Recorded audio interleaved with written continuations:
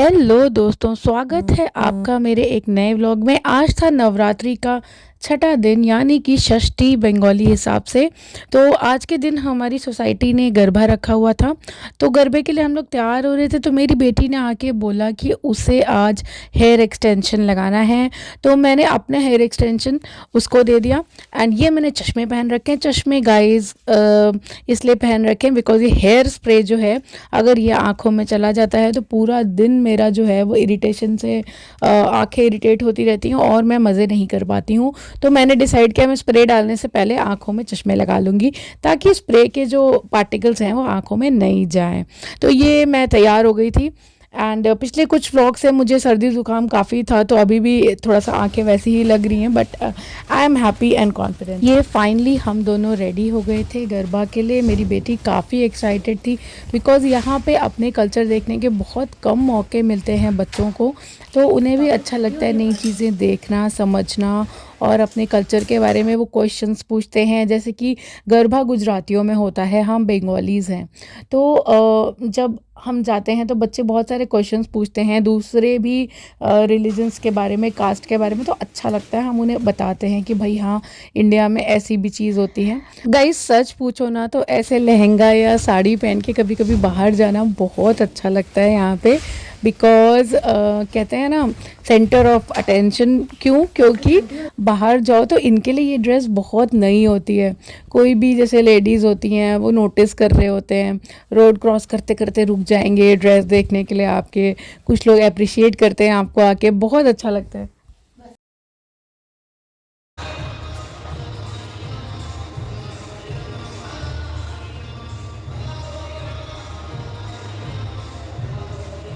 तो वही है, आप दुनिया को जिस नज़रिए से देखोगे उस नज़रिए से दिखेगा।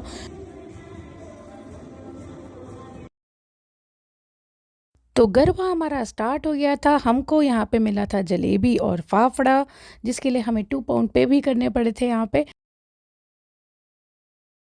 शुरू हो चुका था हमारा गरबा का प्रोग्राम और ये मैं डांस कर रही थी अपनी एक फ्रेंड के साथ में। और पीछे आपने देखा जलेबी फाफड़ा भी हम वहाँ से लेके आए थे। तो बहुत अच्छा दिन था, हमने इंजॉय किया। बच्चे अलग डांस कर रहे थे अपना।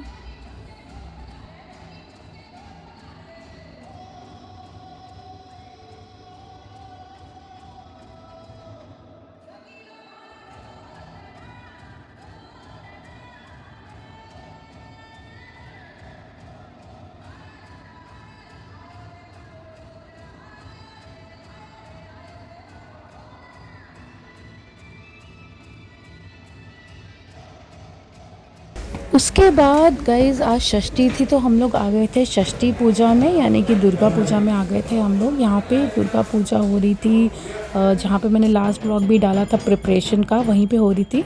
ये गुरुद्वारा का स्पोर्ट्स सेंटर है, वो इन्होंने बुक किया हुआ था पूजा के लिए। एंड इस पूजा की ख़ास बात ये थी कि यहाँ पे लेडी प्रीस्ट थी, और ये लेडी पुजारी जो हैं ये इन्होंने हमारे लिए पूजा करी थी, जो कि बहुत अच्छी पूजा इन्होंने करवाई थी। और हर एक चीज़ का इन्होंने इंग्लिश में मतलब बताया था। मतलब इंग्लिश में बताएं या हिंदी में बताएं, जब मतलब बताते हैं ना तो बहुत अच्छा लगता है, क्योंकि वो लोग भी उसे सुन रहे होते हैं जिनको शायद वो मतलब नहीं पता होता है। सालों से हम पूजा कर रहे हैं, मंत्र पढ़ रहे हैं, बट हमें कई बार मतलब नहीं पता होता है। तो मुझे बहुत ही टचिंग लगा, the way she explained everything was really good.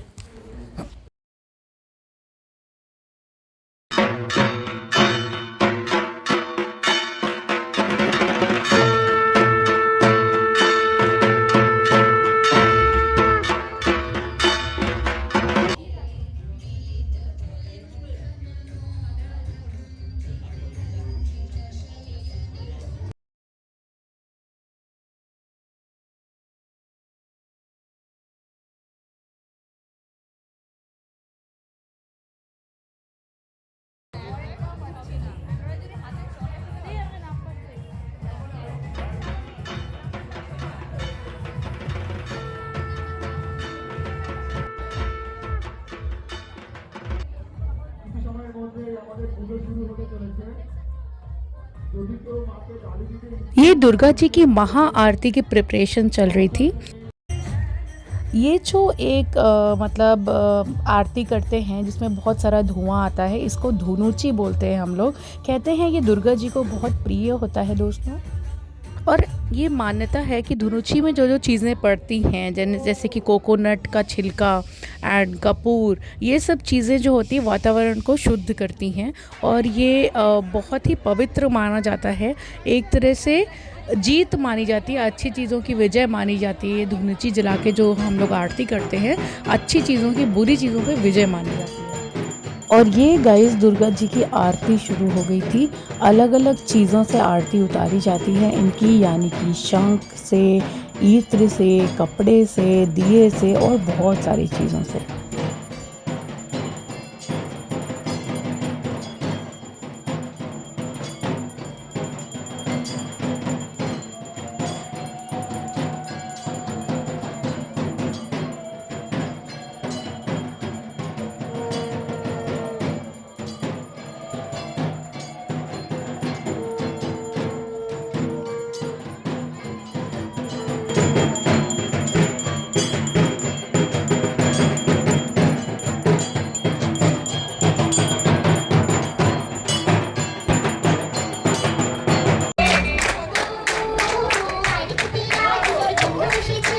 तो गाइज़ वहाँ से आने के बाद हम लोग एक और पूजा पंडाल में गए जो कि हमारे ही शहर में लगा हुआ था।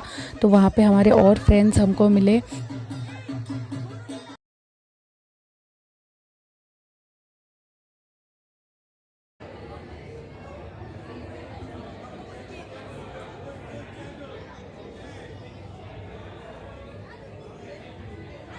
तो बच्चों ने करी बहुत सारी मस्ती, हमने साथ में बैठ के प्रसाद यानी कि भोग खाया और हम आ गए घर वापस और लगे तैयारी में कल की यानी कि सप्तमी के दिन की।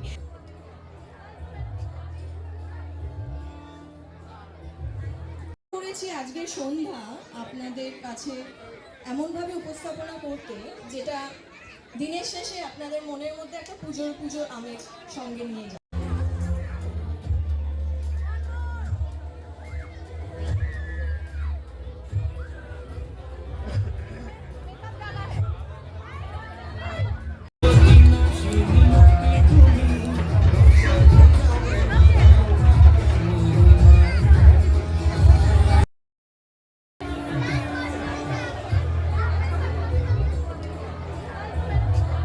तो ये था आज का दुर्गा पूजा व्लॉग। फिर से मिलूंगी आपसे नए व्लॉग के साथ। तब तक के लिए बाय बाय, टेक केयर, अपना ध्यान रखें और इन्जॉय करें।